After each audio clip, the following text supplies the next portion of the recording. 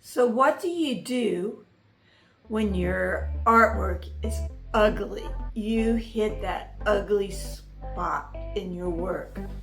Hi, my name is Gail McFarland and welcome to Tuesday Art Talk.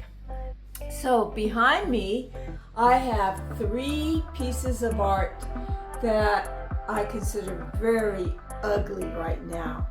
They're at the beginning stage of my work, but I wanted to share with you how to pull the ugly art into beautiful art. So the first thing I want you to look at, and let me move my phone up to this one. Let's look at her. So this is like not even halfway done. It's like 25% done. It is very ugly. It's very chaotic. There's no true focal point.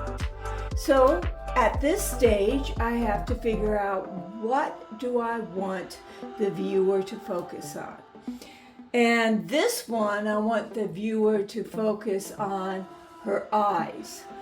So what I'm going to do is stumble some paint right here and probably over here to create a focal point.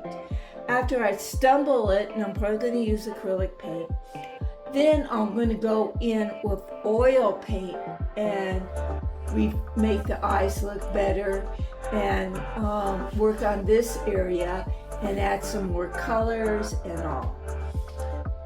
This one over here, I want the focal point to be the headdress, and I want it to come down this way. So what I'm going to do is work on this. I'm going to gently use oil paint to refine this face because it looks pretty bad right now. But I'm going to bring bright colors over in this area. So I'm going to use bright colors over here to pull this out. This one, once again, I'm going to stumble colors to pull everything back except for her face. Then I'll use oils to pull it out.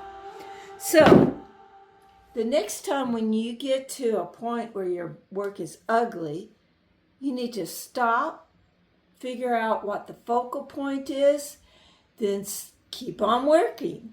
So until next week, love you guys. Bye-bye.